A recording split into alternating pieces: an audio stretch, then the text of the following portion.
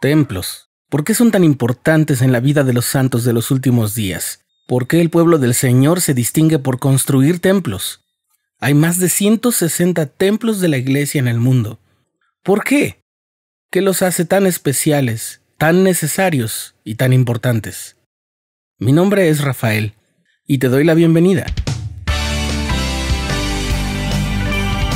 Esto es el programa diario con Rafael Vázquez.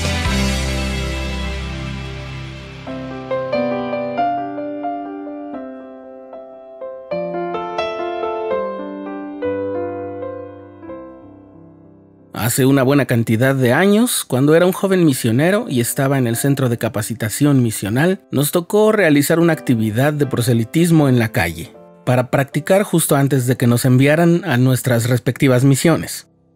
Después de folletear y tratar de hacer algunos contactos en algún lugar cerca del templo, los misioneros y los instructores tuvimos que volver al centro de capacitación en taxi. Y para que el taxista supiera que nos dirigíamos a él, simplemente le dijimos eso, a dónde está el templo. Entonces, tanto nuestra vestimenta como el destino al que nos dirigíamos dio origen a una pequeña plática sobre espiritualidad y religión. En cierto punto el chofer nos expresó una inquietud en esta forma. Él dijo: ¿sabe? Yo no creo que Dios necesite un lugar así de grande, ostentoso, lleno de lujos y de muebles finos para que se le adore. Creo que es demasiado dedicarle un espacio así, una construcción tan magnífica y llena de tantos detalles como para aprobar la adoración y la fe de las personas, ¿o sí? A pesar de que no nos molestó la pregunta que hizo, en realidad a mí sí me tomó un poco por sorpresa porque sentía que su pregunta era sincera. Pero a mí en lo particular no se me ocurría nada que contestarle. Cuando el instructor que nos acompañaba se dio cuenta de que nos estaba costando un poco de trabajo pensar en una respuesta, entonces tomó él mismo la palabra y le contestó al chofer: es verdad, hermano, ¿sabe? Yo tampoco creo que Dios necesite un lugar así, pero creo que lo necesitamos nosotros. Desde ese momento me puse a pensar qué habría querido decir el instructor cuando dijo que nosotros sí necesitábamos un lugar como el templo. Y con el paso de los días y de los años, y al reflexionar en el tipo de lugar que es el templo y las funciones que cumple ese lugar, me ha quedado muy claro que, en efecto, quizás Dios no lo necesite tanto como lo necesitamos nosotros. Una de las formas en las que el Señor definió la función de los templos y que está descrita en varios lugares de Doctrina y Convenios es que, como se lo dice al profeta José Smith, es un lugar para asentar su cabeza y para manifestar su poder ante su pueblo. Esta función en realidad no es nueva para los asuntos del Señor. Desde el principio de los tiempos ha habido lugares sagrados sobre la tierra donde Dios se ha comunicado con sus hijos. Estaban designados por Dios y santificados por su presencia como lugares en donde Él enseñaba y bendecía a su progenie espiritual. Y se nos habla de ellos en muchas partes de las Escrituras. Por ejemplo, en la misma época de Adán y Eva. El jardín de Edén era un lugar sagrado donde ellos estaban, y ahí podían estar en la presencia misma de Dios. Ese lugar era muy semejante al templo por sus funciones. Cuando ellos cayeron y fueron expulsados del jardín, Adán construyó un altar para poder estar cerca de Dios y en ese lugar poder orar y recibir inspiración. Las oraciones que Adán hizo en ese altar fueron contestadas con instrucción de lo alto, incluso fue visitado por ángeles. Otro ejemplo muy célebre de las Escrituras es el de Moisés. Cuando él vio en lo alto del monte Sinaí una zarza, es decir, un arbusto que estaba en llamas pero que no se consumía, se aproximó para ver qué pasaba. Y entonces escuchó la voz del Señor decirle: quita el calzado de tus pies porque el lugar en que tú estás, tierra santa es. Ese lugar iba a ser el sitio sagrado donde el Señor le iba a instruir con todo el plan de salvación y le iba a dar su misión específica en esta tierra. Siglos más tarde, el Salvador mismo dirigió a Pedro, Santiago y Juan hasta un lugar que conocemos como el Monte de la Transfiguración, donde vivieron maravillosas manifestaciones y recibieron las llaves del reino de los cielos. Allí los visitó Moisés y también Elías el profeta. Y ellos ahí mismo escucharon la voz del Padre testificar que Jesús era su Hijo amado. Y bueno, y la construcción de edificios tan grandiosos y tan magníficos, pues también ha sido un mandamiento del Señor.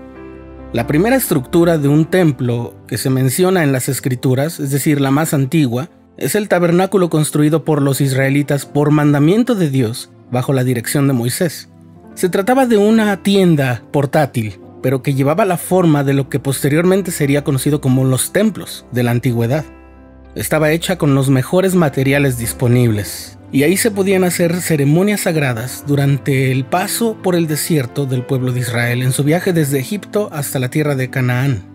Este tabernáculo permaneció en funcionamiento incluso mucho tiempo después de que ya se habían instalado los israelitas en la tierra prometida, hasta que en los días del rey Salomón, el hijo de David, se le dio el mandato al pueblo de Israel mediante Salomón, a través de los profetas, de construir un templo. Y así tenemos ese templo, el de Salomón. Después se nos informa de un templo de Zorobabel, y en el libro de Mormón se nos cuenta que después de que Lehi salió huyendo de Jerusalén por mandato del Señor y llegó hasta la tierra prometida en lo que conocemos como el continente americano, Nefi instauró la costumbre de construir templos entre su pueblo, y dice que los hizo según el modelo del templo de Salomón. Sabemos que el pueblo nefita siguió construyendo templos, pues por ejemplo el discurso del rey Benjamín se dice que fue junto al templo o en el templo, un templo que ya no era el mismo que construyó Nefi en la tierra de su primera herencia. Y mucho tiempo más tarde, cuando el Salvador resucitado visitó a los nefitas, los visitó en el templo de un lugar al que llamaban Abundancia. Y aunque los detalles variaban, los propósitos de esos templos permanecieron constantes. Eran lugares donde el pueblo trataba de acercarse más a Dios, participar en ceremonias sagradas y establecer convenios con Dios, es decir, reafirmar su compromiso de seguirlo. Cuando Jesucristo estuvo en la tierra, el único templo existente en el mundo bíblico era el templo de Herodes. Jesús solía visitar con frecuencia ese templo. Allí enseñó y sanó a enfermos, y también defendió la santidad de ese lugar. Así pues, cuando el Señor le reveló a José Smith el mandamiento de comenzar los preparativos para edificar una casa especial, un edificio categóricamente destinado a la instrucción divina, a la adoración más alta, lo que hizo el Señor en realidad era continuar un decreto que había existido desde el inicio del tiempo. Reflexionar acerca de esa experiencia con el taxista cuando apenas era un joven misionero justo antes de salir al campo, me ayuda a recordar dos cosas muy importantes sobre el templo. Lo primero es que sin el templo no tendríamos las grandes bendiciones de la exaltación, porque los máximos poderes y dones del sacerdocio y de la expiación se administran en las ordenanzas salvadoras del templo. Y segundo, no puedo pensar en lugares tan especiales que me provean de tanta paz, tranquilidad y cercanía con Dios como los templos. Posiblemente puedas pensar en un paraje de la naturaleza, un paisaje cerca de una laguna quizás, o en las montañas. Te pueda proporcionar un sentimiento de paz, tranquilidad, calma, y quizás estarás en lo cierto. Eso también te puede acercar a Dios. Porque ver en la naturaleza la obra de nuestro Padre Celestial es también algo que nos acerca a Él. Pero dentro del templo hay además un poder especial, un poder que es real. Es el poder que emana directamente de la divinidad. Es como dicen los letreros en todos los templos, la casa del Señor, y en realidad nosotros allí somos invitados a estar en su presencia. Definitivamente los templos son construcciones magníficas y muy llamativas, pero no es porque nuestro Padre Celestial lo necesite. En realidad creo que sí, somos nosotros los que lo necesitamos.